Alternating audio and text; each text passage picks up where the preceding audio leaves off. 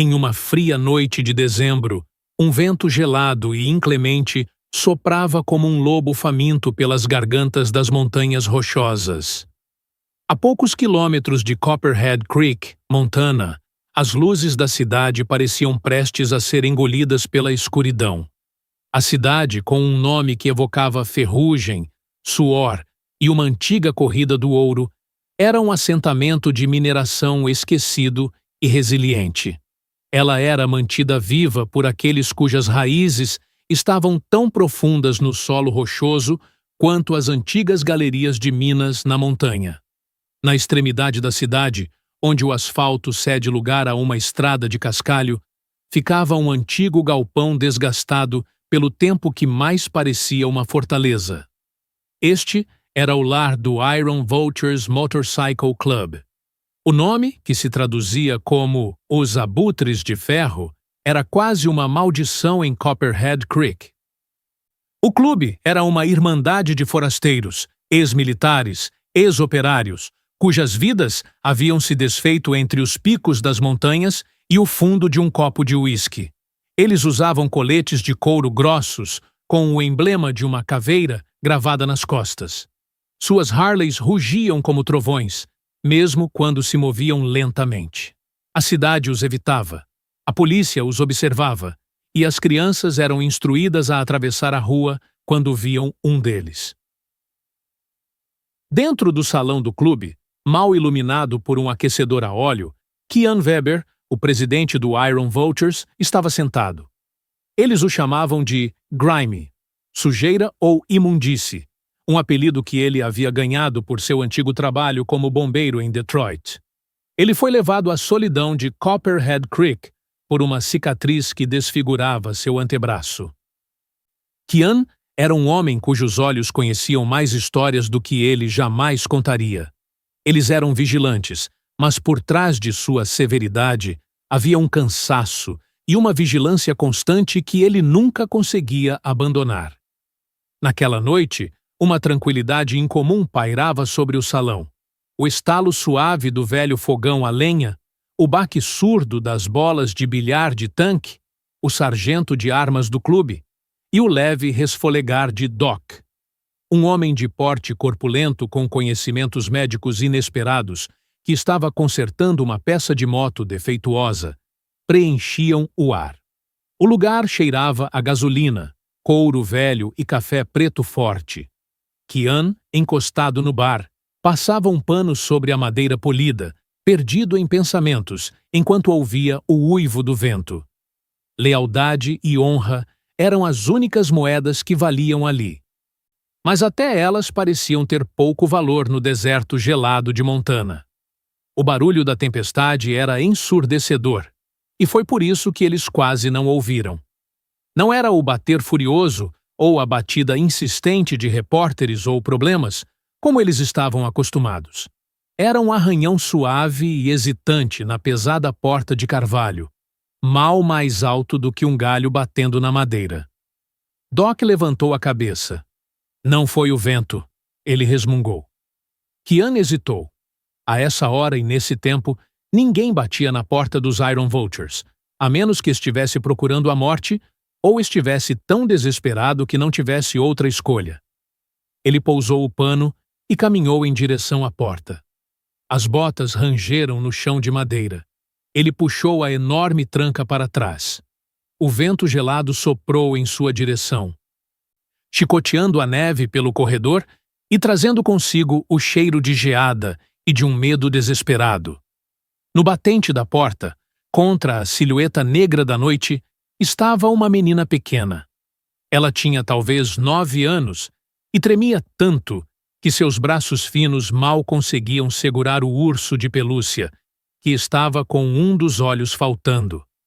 Seu rosto estava sujo, com lágrimas que haviam aberto trilhas claras na fuligem e na sujeira.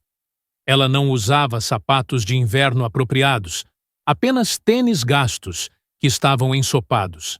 Kian, que havia estado em infernos de incêndios, onde o próprio ar queimava, sentiu o frio rastejar até sua alma. Ele olhou para a criança, cujos olhos estavam cheios de um pânico que ele não via há anos. Por favor, a menina sussurrou, sua voz mal audível contra o vento. Ela segurava o urso com força. Seus dedos pequenos estavam azuis. Eles machucaram minha mamãe. Ela não acorda mais. O coração de Kian, muitas vezes descrito como um pedaço de granito batendo em seu peito, pareceu parar por um momento. Ele havia visto dezenas de pessoas morrerem. Mas o desespero inocente e absoluto daquela criança o atingiu mais forte do que qualquer golpe. Kian, que diabos? Perguntou Tank, que havia se levantado. Kian levantou uma mão para silenciá-lo e se abaixou. Seu couro rangia, o cheiro de óleo de motor a envolveu. Ei, pequena, ele disse, sua voz estranhamente suave, áspera como lixa. Quem te machucou? E quem é sua mamãe? Elara, ela sussurrou.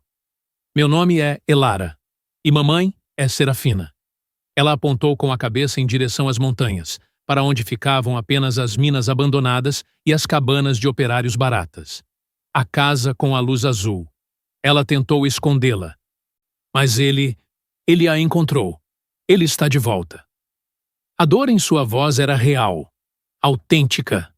Kian se levantou, seu olhar percorrendo os rostos de seus homens. A letargia usual havia desaparecido. Cada um deles sabia que, naquele momento, as regras da rua e do clube deveriam ser postas de lado. Doc, Kian chamou, sua voz agora novamente autoritária, alta o suficiente para perfurar a tempestade. Kit médico, cobertores. Tank, ligue a van, aquela com o aquecedor. Agora!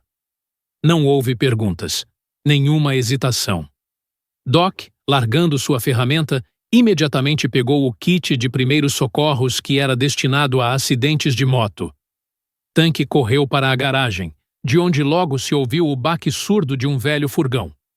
Kian entrou novamente no salão, puxou Elara para dentro e a envolveu firmemente em seu próprio e pesado colete de couro, bordado com o emblema do Iron Vultures. O colete quase engoliu a menina, mas o calor pareceu imediatamente diminuir um pouco de seu tremor. Quem fez isso, Elara? Kian perguntou, enquanto a levantava e a aninhava em seu quadril. Ela o olhou com olhos grandes e assustados. O Sr. Knox. Ele sempre volta. Ele está com raiva porque a mamãe o deixou. Ele disse que ela pertence a ele. Silas Knox. O nome ecoou pelo salão do clube como um tiro de rifle. Silas Knox não era qualquer um em Copperhead Creek. Ele era o dono da maior mina local. Um homem com mãos grossas, um talão de cheques ainda mais grosso e conexões que se estendiam até Helena. Knox era conhecido por ser duro e impiedoso, tanto em seus negócios quanto em seus relacionamentos. A polícia de Copperhead Creek fazia o possível para ignorar seus negócios sujos. Tank estacionou a van na frente da porta, os faróis cortando a neve que caía como lanças. Isso muda tudo, Kian, Doc resmungou ao abrir a porta. Knox joga em outra liga. Ele nos fará pagar por nos intrometer. Kian entrou na van com Elara. Ele olhou diretamente nos olhos de Doc. Escute, uma menininha veio aqui e nos pediu ajuda. Ela é nossa responsabilidade. Nenhuma liga, nenhuma política, nenhum dinheiro muda isso. Ele machucou uma mulher e a deixou para morrer. Isso é tudo que precisamos saber. A viagem do comboio pela tempestade foi uma provação. A visibilidade era péssima. As estradas estavam cobertas de gelo. Elara estava no colo de Kian, agarrada ao seu colete de couro, e mostrava o caminho para a cabana minúscula e quase invisível, que ficava na beira de River Flats. Quando eles alcançaram a cabana, o silêncio da nevasca cedeu lugar a um pressentimento. A varanda estava quebrada, e uma única, fraca luz azul tremeluzia como um aviso. Kian chutou a porta. A van dos Iron Vultures parou atrás dele, os faróis iluminando a cena. Dentro, o caos reinava. Cadeiras tombadas, uma poça de sangue no chão de madeira surrado, um cheiro intenso de uísque barato e metal. No chão, meio escondida sob uma cortina rasgada, estava uma mulher. Serafina. Doc imediatamente se ajoelhou ao lado dela. Ela estava pálida, com o rosto machucado e os lábios rachados. Ela respirava superficialmente e de forma irregular. Doc? Kian perguntou, seu olhar percorrendo o ambiente, procurando por um intruso. O pulso está presente, mas fraco, Doc murmurou, enquanto colocava um colar cervical improvisado. É provável que haja sangramento interno grave. Precisamos movê-la, agora. Tank imediatamente acionou a ambulância em Copperhead Creek, embora soubesse que a viagem pela tempestade levaria horas. Isso é um inferno, Doc. Não podemos esperar. Nós a levaremos nós mesmos, decidiu Kian. Ele olhou para Serafina e falou calmamente, mas com firmeza. Você está segura agora, senhora. Fique conosco. Sua menininha enviou anjos. Elara se agachou ao lado de sua mãe, segurando sua mão e chorando baixinho. Ele disse que voltaria esta noite se a mamãe não acordasse. Ela soluçou. A raiva no peito de Kian era uma coisa fria e dura que se instalou. Ele se virou para Tank, seus olhos se estreitando. Ela é nossa até que possa se levantar sozinha. Leve-a para o Hospital Rivertail, em Silverton. E ninguém, eu digo ninguém, vai nos impedir na estrada. Os anjos, uma forma de se referir aos membros do clube, levantaram Serafina com cuidado, em uma maca improvisada. Os motores do comboio rugiram, o cromo brilhando nos faróis. A neve continuava a cair implacavelmente enquanto os Iron Vultures partiam com sua preciosa carga. Eles dirigiram como fantasmas na noite, que agora tinham uma missão maior do que sua própria honra. Transição para o próximo capítulo. A viagem para Silverton, a próxima cidade grande, foi uma corrida contra o tempo e as forças da natureza. Kian dirigia a van, sua cicatriz no antebraço parecendo queimar enquanto ele segurava o volante. Elara, agarrada firmemente nas costas do velho amigo de Kian, Ghost, rezava baixinho na pelagem de seu urso de pelúcia. No hospital de Silverton, a equipe estava em alerta máximo. Enfermeiras e médicos congelaram quando meia dúzia de homens de coletes de couro e barbas invadiram a sala de emergência com uma mulher sangrando e inconsciente. Sala de trauma! Kian latiu. Sua voz era profunda e cortava a agitação. Sem perguntas, ajudem-na. Ela não é ninguém. Os médicos obedeceram. A autoridade na voz de Kian era inegável. Serafina foi levada para a sala de cirurgia, enquanto Elara, envolvida no colete de Kian, se encolheu na sala de espera.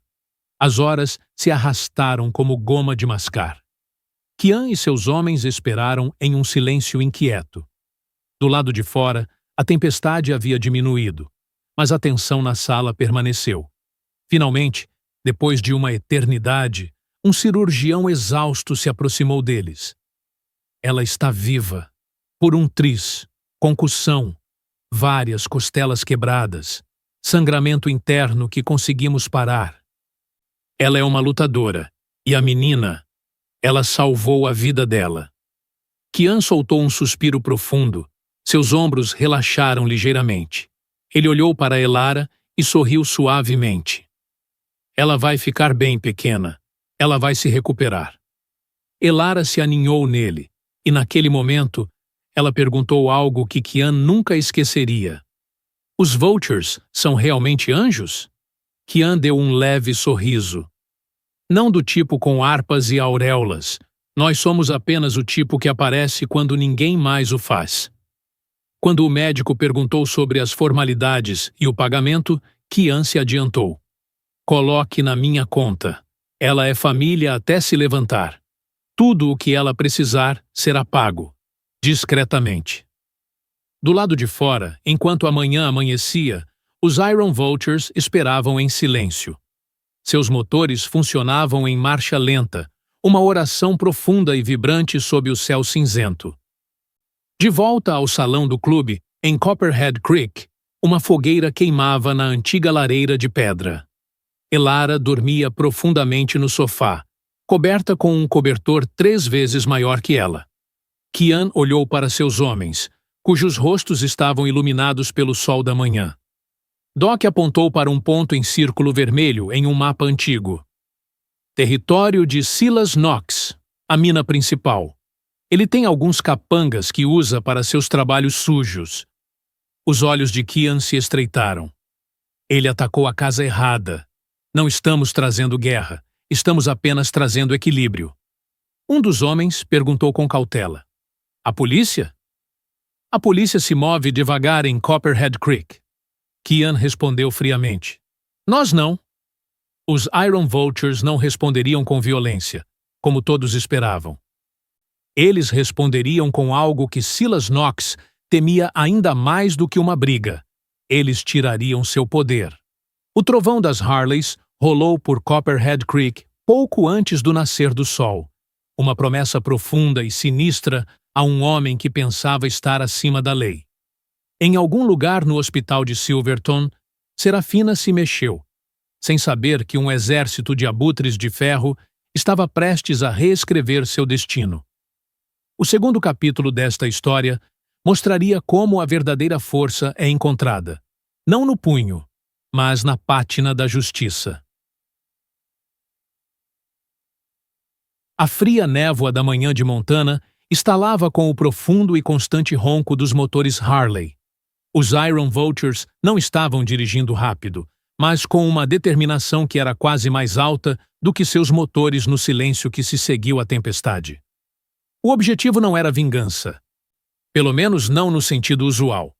O presidente Kian tinha um plano melhor.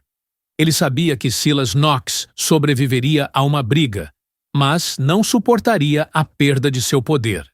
Eles deixaram Serafina e Elara no hospital Rivertail, em Silverton, sob a guarda discreta de Ghost, um dos Vultures mais silenciosos e vigilantes. Kian e o resto da Irmandade retornaram a Copperhead Creek, não para a sede do clube, mas diretamente para a paisagem lamacenta e vasta ao redor do quartel-general de Knox, a Copperhead Mining Company. O local parecia ser administrado por um déspota. Havia contêineres enferrujados, máquinas pesadas e superdimensionadas que haviam afundado no solo congelado, e um cheiro onipresente de óleo, diesel e exploração. O prédio de escritórios de Knox era uma estrutura de concreto feia que se erguia orgulhosamente no meio do local. Kian, Tank e Doc estacionaram suas motos longe do portão principal, onde eram visíveis, mas não diretamente provocantes. Eles usavam seus coletes, seus rostos impassíveis. Ele vai nos ver, resmungou Tank, cujas mãos descansavam inquietas em seus quadris. Tank era um homem de ação, e esperar pelo momento certo parecia torturá-lo. Ele vai pensar que estamos procurando por problemas. E estamos? Kian respondeu calmamente, enquanto olhava fixamente para o terno cinza de Knox. Mas estamos mudando as regras do jogo. Ele feriu nosso lar ao quebrar nosso asilo. Agora nós vamos tirar o dele. Kian ligou para o xerife de Copperhead Creek, um homem chamado Vice-Xerife Flynn, cuja carreira estava no bolso de Knox. Briggs, a voz de Flynn disse, cheia de desaprovação. Espero que você não esteja ligando para me dizer que seus capangas estão prestes a começar um tumulto na mina de Knox. Pelo contrário, Flynn, disse Kian, sua voz soando profissional e calma, uma reminiscência de seus dias como tenente de bombeiros. Estamos aqui para garantir que as coisas permaneçam calmas. Fomos informados de um ataque a uma mulher, Serafina Ellison, por Silas Knox. Nós a levamos para o hospital. Sabemos que Knox vai garantir que sua equipe registre o caso como acidente. Mas não estamos aqui para nos vingar. Estamos aqui para garantir as provas. A menção do nome de Serafina Ellison fez Flynn se calar por um momento. Serafina era uma ex-funcionária que Knox havia silenciado com uma ameaça de demissão pouco antes de ela sair. Fiquem longe da propriedade dele, Briggs. Isso é um aviso oficial. Não se preocupe. Estamos em terreno público. Kian respondeu. Mas eu tenho que dizer a você que encontramos evidências na propriedade de Serafina esta manhã que sugerem que Knox não é apenas um agressor. Ele também é corrupto. Vemos algumas violações de segurança no trabalho e possivelmente explosivos não registrados escondidos nas profundezas de seus armazéns de minas. Eu sugiro que você envie uma equipe para dar uma olhada nessas coisas antes que os Iron Vultures o façam. Eu não gostaria de trazer a mídia para esta cidade, Flynn. Seria ruim para todos nós. Kian encerrou a ligação antes que Flynn pudesse responder. Ele sabia que a ameaça de expor a verdade era a melhor arma contra um oficial corrupto. De fato, não demorou nem meia hora para que 2 carros de polícia chegassem ao local da mina. Eles não tinham vindo para prender os Vultures, mas para ver o que Kian sabia. Ao mesmo tempo, Doc, o ex-paramédico que frequentemente cuidava dos doentes do clube, estava trabalhando nos bastidores. Ele era surpreendentemente versado em computadores e dados. Ele havia seguido as instruções de Kian.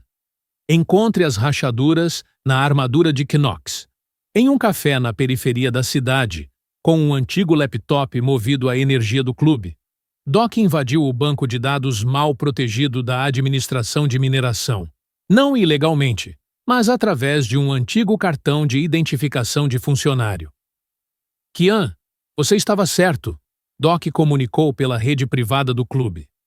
Os certificados de segurança de Knox para armazenamento de explosivos expiraram há 6 meses. Ele está usando explosivos industriais de classe C em sua propriedade privada, o que é contra a lei federal. E as últimas 3 inspeções de segurança no trabalho só foram aprovadas por suborno de um dos inspetores. Eu tenho a correspondência por e-mail com um Sr. Thorne. Era isso, a pátina da justiça. Não era o aço brilhante e limpo de uma luta de cavalaria, mas a prova suja e enferrujada que havia se acumulado ao longo de anos de corrupção. Kian sorriu por baixo da barba. Perfeito, Doc. Envie os e-mails anônimos para a Autoridade Estadual de Mineração em Helena e, ao mesmo tempo, para Flynn, para que ele saiba que amarramos as mãos dele. O confronto na mina. Silas Knox apareceu, acompanhado por 2 capangas musculosos, que atuavam como seus guarda-costas. Ele era alto, largo e tinha um rosto vermelho de raiva. Quando viu Kian e os Iron Vultures, ele riu zombeteiramente. Olhem só quem está aqui! Knox zombou, sua voz soando áspera e arrogante. Os espantalhos. Vocês estão aqui para me dizer que cancelaram sua pequena corrida de rua? Ou querem comprar um pouco do meu lixo? Kian deu um passo à frente, sua postura calma, mas o ar ao seu redor parecia ficar mais denso. Não estamos aqui para comprar nada, Knox. Estamos aqui porque você agrediu uma mulher até o coma. E estamos aqui para garantir que você pague por isso. O sorriso de Knox se desfez. A vadia tropeçou. Esse não é o seu maldito trabalho, Briggs. Vão embora agora, antes que eu chame a polícia e mande arrancarem seus ridículos coletes por assédio. Nesse momento, enquanto Knox se gabava de seu poder, um SUV discreto e sem identificação da Autoridade Estadual de Mineração entrou na propriedade. Ao mesmo tempo, os 2 carros de polícia do vice-xerife Flynn se aproximaram do portão. Flynn parecia pálido e irritado, seus olhos fixos em Kian. Você se meteu em uma enrascada, Briggs, Flynn sussurrou. Não, senhor vice-xerife, Kian disse calmamente, seu olhar fixo em Knox. O Sr. Knox se meteu nisso sozinho. O homem da Autoridade de Mineração, um senhor de óculos com um olhar severo, marchou diretamente para Knox. Silas Knox? Recebemos uma denúncia anônima que aponta para graves violações de segurança e armazenamento de explosivos. Temos um mandado de busca. O rosto de Knox ficou branco, Seus olhos brilharam de raiva. Isso é uma mentira. Eu vou processar todos vocês. Ele se virou para seus capangas. Parem eles! Mas Kian deu um passo para o lado, para liberar a visão do inspetor de minas para o armazém coberto na borda da propriedade. Doc havia enviado anonimamente detalhes sobre o esconderijo exato. Enquanto os oficiais isolavam a área, Knox tentou pegar Kian. Foi você, seu bastardo! Você e sua gangue de merda! Nós somos apenas os mensageiros, Knox, Kian disse, sua voz quase suave. Você pensou que seu poder o protegeria? Mas o poder não é imunidade à verdade. Você sabia que Serafina não o denunciaria à polícia? Mas você cometeu um erro. Você fez uma menininha bater na nossa porta. Os capangas de Knox foram interrogados pelos policiais de Flynn, enquanto o inspetor de minas documentava o depósito de explosivos com notas e câmeras. Kian olhou para Tank, que entendia a justiça naquele momento melhor do que qualquer punho. Isso é mais forte do que qualquer briga, Tank. Isso é lei e ordem, como deveria ser. Nós tiramos a coroa dele, sem derramamento de sangue. Os Iron Vultures viram Silas Knox, o homem mais poderoso da cidade, ser arrastado furiosamente para um dos carros de polícia de Flynn. Não por causa do ataque a Serafina, isso era apenas parte da acusação que seria processada mais tarde, mas por causa das graves e comprovadas violações das leis federais e da corrupção. Antes que o sol atingisse seu ponto mais alto, os Vultures deixaram Copperhead Creek novamente. Eles desapareceram tão rapidamente quanto chegaram, os motores se acalmando em um murmúrio distante que deixou a cidade em estado de choque. Transição para a cura e o novo propósito. De volta a Silverton, o resto do clube cuidou da segunda fase de sua missão, a restauração. No hospital, Kian viu Serafina. Ela ainda estava pálida e fraca, mas estável. Elara estava sentada ao lado da cama, segurando a mão de sua mãe. Kian garantiu que os melhores médicos estivessem disponíveis e que as contas, através de uma fundação anônima do clube, fossem pagas. Quando Serafina pôde falar claramente pela primeira vez, alguns dias depois, ela olhou para Kian, que estava na janela. Por quê? Ela sussurrou, sua voz rouca e incrédula. Por que homens como você me ajudam? Eu não sou da conta de ninguém. Eu sou ninguém. Kian se virou. Seu rosto uma máscara de seriedade. Sua filha nos encontrou. Nós respondemos ao desespero, senhora. E ninguém ao nosso alcance deve pensar que está sozinho. Ele colocou o urso de pelúcia de Elara na mesa de cabeceira. Sua filha é corajosa. Ela enviou os Iron Vultures para seu verdadeiro trabalho. Nas semanas seguintes, os Vultures se revezaram para fazer guarda no hospital. Eles consertaram o sistema de aquecimento defeituoso do hospital, doaram sangue e carregaram Elara em seus ombros para passear com ela pelos corredores, o que causou nos enfermeiros uma incredulidade que resultava em balançar a cabeça. Mas a maior surpresa esperava por Serafina quando ela estava prestes a ser dispensada. Sua pequena cabana alugada em River Flats não era mais a mesma. Enquanto Serafina se recuperava, os Iron Vultures haviam discretamente transformado a cabana em uma casa pequena e segura. Tank e Ghost haviam consertado o telhado. Doc havia consertado o encanamento e o clube havia instalado novas janelas. Eles reconstruíram a varanda quebrada e a pintaram com um branco fresco e discreto. Havia até uma pequena cerca improvisada, destinada a fornecer segurança a Elara. Quando os anjos levaram Serafina de volta para Copperhead Creek, em um longo comboio, cujas Harleys agora soavam como anjos da guarda, a cidade inteira ficou maravilhada. Moradores, que antes mudavam de lado da rua, agora acenavam discretamente de suas varandas. Serafina estava em frente à casa consertada, lágrimas escorrendo por seu rosto pálido. Eu não tenho palavras, ela sussurrou. Kian sorriu levemente. Então, simplesmente viva, senhora. Isso é a melhor coisa que você pode fazer. Os Iron Vultures deixaram Serafina e Elara, mas deixaram para trás uma promessa: proteção. O que começou com um ato de violência se tornou um ato de graça. Os Iron Vultures não apenas salvaram a vida de Serafina, mas também encontraram um novo significado em suas próprias vidas. Eles aprenderam que o verdadeiro poder não estava no medo, mas no cuidado. No próximo capítulo, Serafina forjaria um novo propósito a partir dessa experiência, e Kian ensinaria ao mundo a verdadeira lição que os Iron Vultures aprenderam naquele dia. A pátina da justiça havia feito seu trabalho. Agora era a hora do eco da humanidade. As semanas se passaram e o frio áspero do inverno deu lugar lentamente ao verde tímido do início da primavera nos vales de Montana. Com cada nascer do sol, um pedaço de vida também retornava a Serafina. Ela ainda estava fraca, mas o medo em seus olhos cedeu a uma determinação silenciosa e inabalável.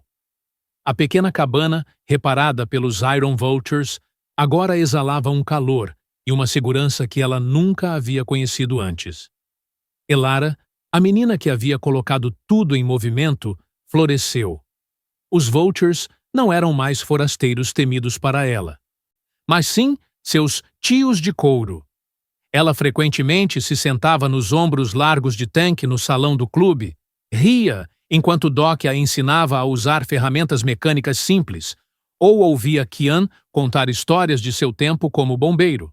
Sua risada suave se tornou o hino secreto do clube, um som tão puro que amolecia a casca dura dos Vultures. Uma noite, quando Kian fez uma breve e discreta visita de verificação a Serafina e Elara, Serafina estava sentada na varanda recém-construída. Ela bebia chá quente e olhava para a distância, onde as luzes de Copperhead Creek brilhavam ao entardecer. Eu pensei que o mundo tinha me esquecido, Serafina disse suavemente. Sua voz agora estava firme, sem o lamento trêmulo dos primeiros dias. Eu pensei que era apenas mais uma estatística, uma alma perdida em uma cidade de mineração.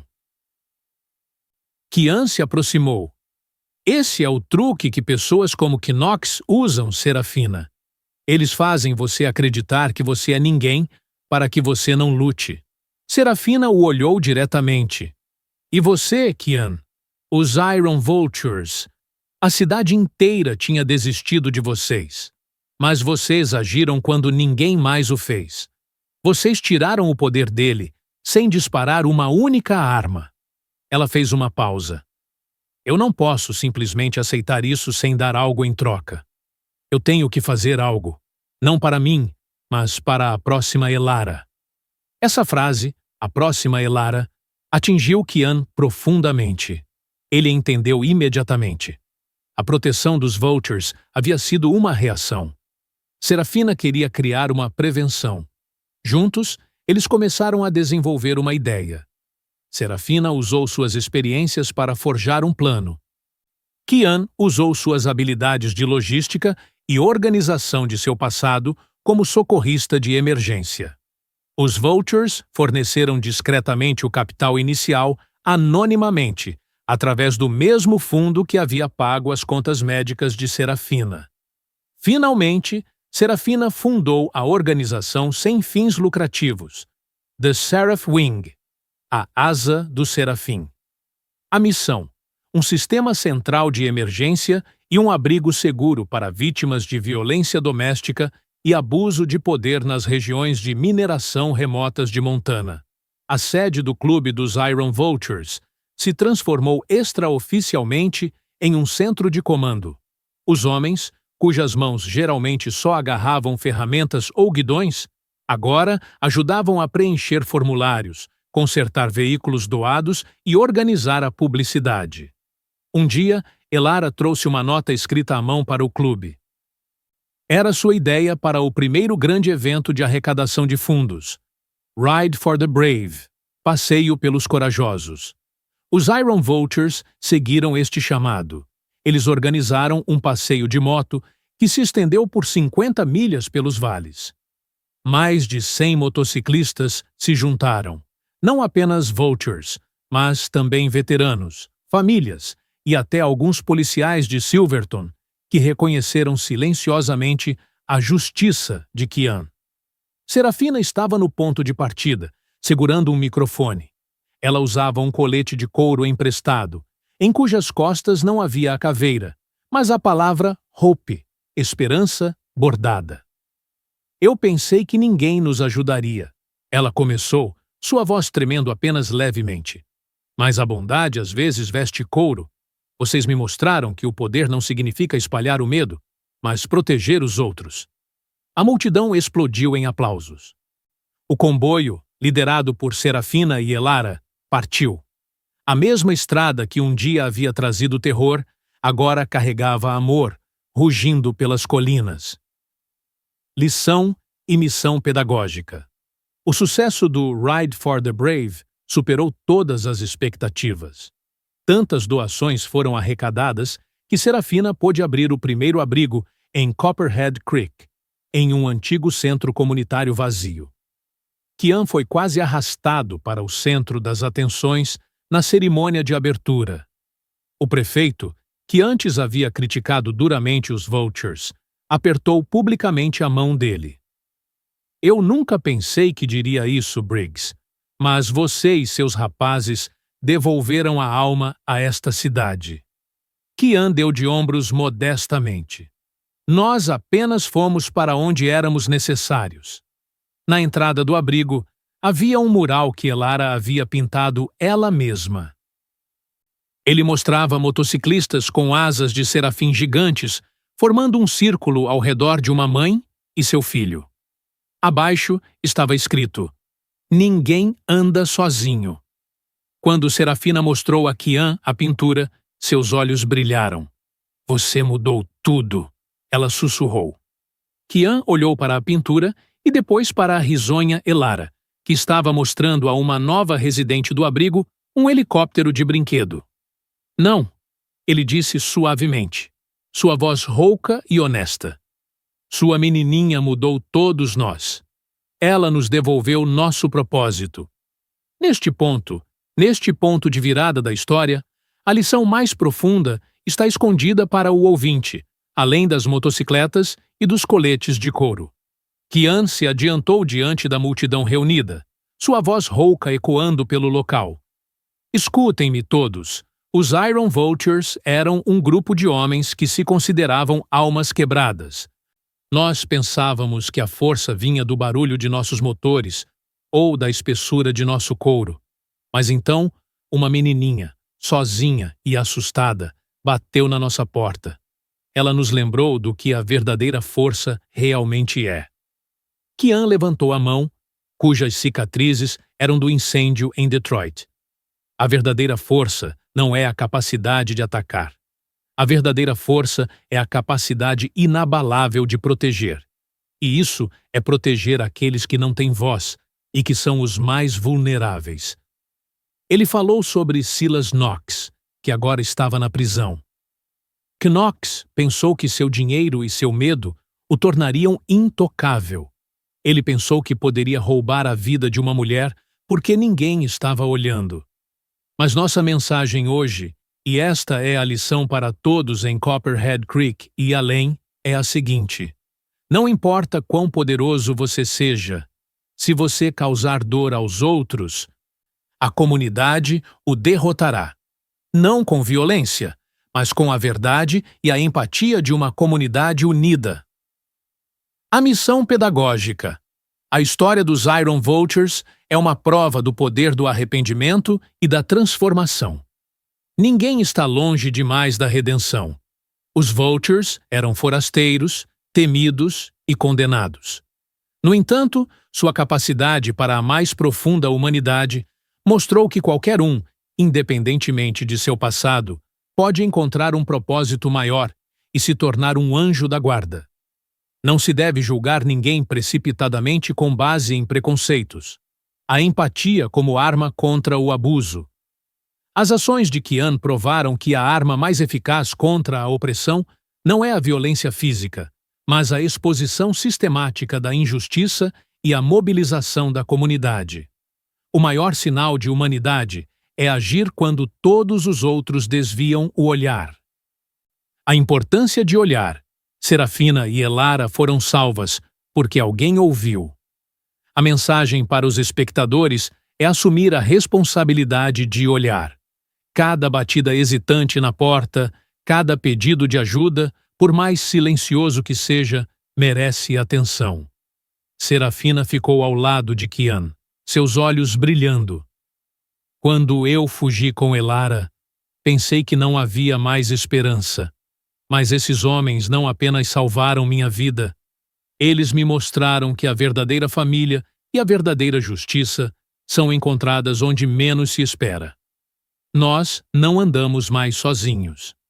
Os sinos da cidade soaram e o som da esperança ecoou pelas montanhas, mais alto do que qualquer ruído de motor. Anos depois, Lucy May, agora uma adolescente, pilotou sua primeira motocicleta de verdade sob o olhar orgulhoso de Kian. Ela era o símbolo vivo de que o desespero pode levar a um milagre. Mantenha seu coração forte, pequena, disse Kian, e pilote por aqueles que ainda estão perdidos.